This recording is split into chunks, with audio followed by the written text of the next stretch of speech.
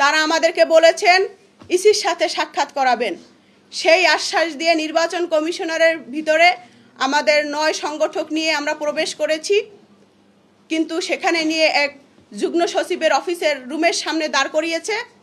প্রশ্ন যখন করি যে আমরা ইসির সাথে সাক্ষাৎ করতে এসেছি, যুগ্ম সচিবের অফিসের সামনে কেন, তখন তারা বলেছে আজকে শনিবার, ইসি মহোদয় অফিস করছেন না।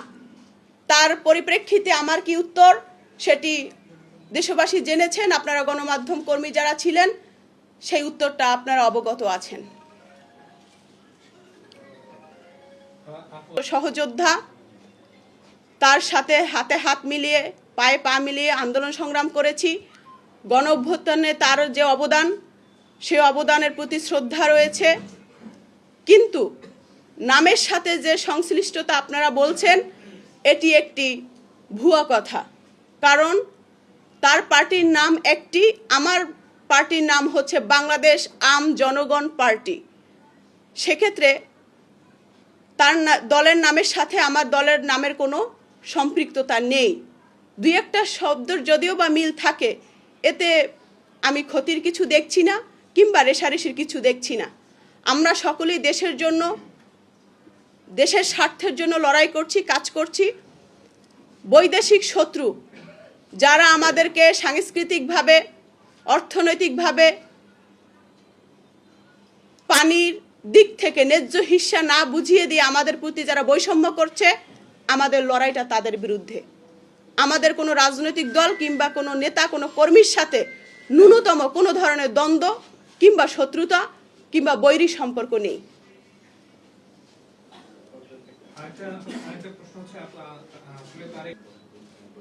একটা জিনিস মনে রাখবেন, রাজনৈতিক ব্যক্তিরা যদি কখনো কোনো কথা বলে সেটার জন্য কখনোই বিচারের আওতায় আনা হয় না, কিংবা নির্বাচনের প্রার্থী যারা, তারা যে জনগণের সাথে ওয়াদা করে সেই ওয়াদা পূরণ না করার পরিপ্রেক্ষিতেও কোনো ধরনের বিচারের সম্মুখীন করা হয় না।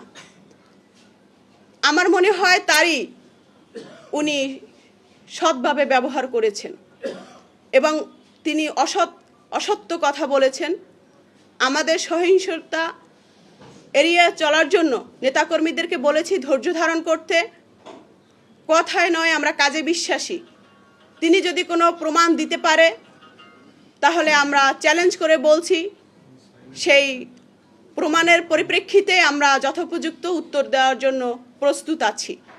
কিন্তু কে বা কাহারা ড্রেনে বসে, জঙ্গলে বসে, ময়লায় বসে কে কি বলল সেগুলো শোনার জন্য বা সেগুলোর উত্তর রেডি করার জন্য আমাদের হাতে সময় নেই।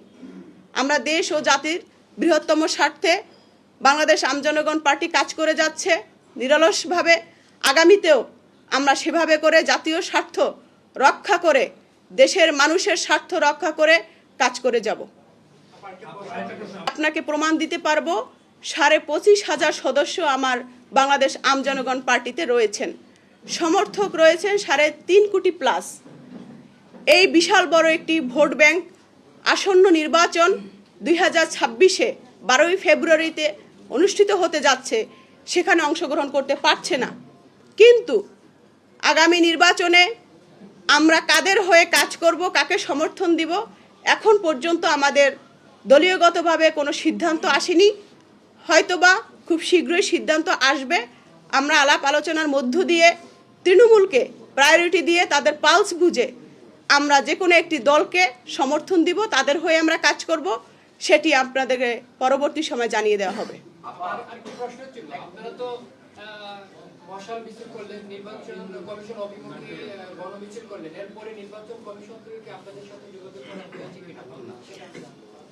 আমরা যদি তাদের পক্ষ থেকে হেভিওয়েট এক নেতা এসে তাকে জমজম কূপের পানি খাইয়ে তার অনশন ভঙ্গ করেছে, এর 1 সপ্তাহ ঘুরতে না ঘুরতেই অলৌকিকভাবে মাত্র 33টা অফিস নিয়ে তার নিবন্ধন তার হাতে পৌঁছে গিয়েছে। এটি অলৌকিক ভাববেন না, এটি সেই বিশাল বড় দল যাদের মদত রয়েছে, হেভিওয়েট নেতা যাদের সুপারিশ রয়েছে। এমনকি শুক্র শনিবারেও তাদের জন্য অফিস খোলা হয়, তাদের এনআইডি কার্ড করা হয়। আমরা তো স্পষ্টভাবে বলেছি আমাদের জীবনের 5 তারিখের পরে এই জীবনের প্রতি কোনো মায়া নেই। আমরা যতটুকু বেঁচে আছি আমরা বোনাস জীবনযাপন করছি। হাসিনার মতো মানুষকে আমরা ভয় পাইনি, তার বিরুদ্ধে আমরা রুখে দাঁড়িয়েছি, আন্দোলন সংগ্রাম করেছি। আজকে যদি 5 তারিখ না আসতো তাহলে আমার অবস্থা কি হতো, আমাদের অবস্থা কি হতো, আপনারা যারা নিউজ কভারেজ করেছেন আপনাদের কি অবস্থা হতো একবার ভেবে দেখুন। অতএব হাসিনার মতো দুর্গ কোনো রাজনৈতিক দল এখন পর্যন্ত তৈরি করতে পারেনি। সেই হাসিনার চোখে চোখ রেখে রক্তচক্ষু উপেক্ষা করে হাসিনার অবৈধ মসনদ ভেঙে দিয়েছি। আমরা সেই তরুণ, আমরা সেই জেনজি। অতএব কোনো বড় রাজনৈতিক দলের নেতা রুষ্ট হলো, কোনো বড় রাজনৈতিক দল রুষ্ট হলো, তাতে আমরা কেয়ার করি না। যেটা কথা স্পষ্ট সেটা স্পষ্টভাবে বলবো। আমরা জুলাই যোদ্ধা করেছি, আমরা মুসলেকা দিয়ে বিদেশে বসে রইনি, আমরা শিলংয়ে কিডন্যাপ হওয়ার নাটক করিনি। এই বাংলাদেশে থেকে হাসিনার বুকে পাড়া দিয়ে আমরা রাজনীতি করেছি, আন্দোলন সংগ্রাম করেছি। সেক্ষেত্রে আমরা প্রোটোকল পাই না। কোন আইনের ভিত্তিতে, কোন প্রজ্ঞাপনের ভিত্তিতে এত প্রোটোকল পায়? আমিও রাজনৈতিক দলের সেকেন্ড ম্যান, আমার প্রোটোকল কোথায়? আজকে আমি হাদি হব না, আমাকে আপনারা গুলি করবেন না, আমি এটা বিশ্বাস করব কিভাবে? হাদির বিচার আজ পর্যন্ত কেন হলো না? হাদিকে কেন গিরিপিগ বলা হবে? আজকে আমি আমাকে যখন হত্যা করা হবে আমাকেও আপনারা গিনিপিগ বলে সম্বোধন করবেন। তাহলে আপনারা বড় দল হয়ে অনুজদের কি শিক্ষা দিচ্ছেন? কেন বৈষম্যতা করছেন? আপনাদের পালে হাওয়া দিলে আপনারা অবৈধ কাজ করার জন্য আপনারা সুযোগ দেন। যে মানুষটা নির্বাচনের আগে 1700 কোটি টাকা জনগণের পকেট কাটতে পারে সেই মানুষটা আপনি বিশ্বাস করেন সে এমপি হওয়ার পর, মন্ত্রী হওয়ার পর সেই মানুষটা সে 1700 কোটি টাকা ফেরত দিবে? সে বিদেশে যাবে না? তার পরিবারের থেকে খোঁজ খবর নেন, আপনারা দেখেন তার ফ্যামিলি কে কোথায় সেটিং আছে। আমার পরিবারের কেউ বিদেশে সেটিং নেই, আমারও নাই।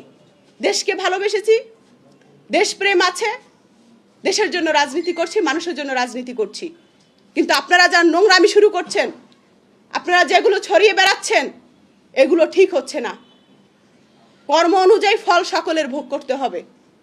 কাউকে ছোট বলে, কাউকে নতুন বলে আপনারা তুচ্ছ তাচ্ছিল্য করে কথা বলবেন, ব্যক্তি স্বার্থের ঊর্ধ্বে উঠে আপনারা জাতীয় স্বার্থকে প্রায়োরিটি দিবেন না। 12 তারিখের পর ফল বুঝে নেবেন। ইউনিভার্সিটিতে দেখছেন না, ফল পেয়েছেন না, জাতীয় ইলেকশনেও সেই ফল আপনারা পাবেন, প্রস্তুত থাকেন। ধন্যবাদ সবাইকে।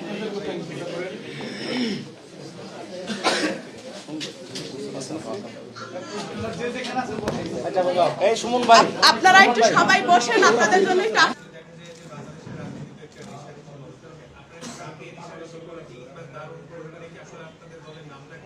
ধন্যবাদ। দেখুন, রাজনৈতিকভাবে আমাদের বাংলাদেশে কোনো রাজনৈতিক দল শত্রু নয়। আমার দলকে আসলে মানে তার দলকে কেন নিব হবে না, সেই ক্ষেত্রে আপনি কি বলবেন? দেখুন, মানুষের ভোটার আসলে তাদেরকে ভোট দিবে বলে আপনারা আমাদের কাগজ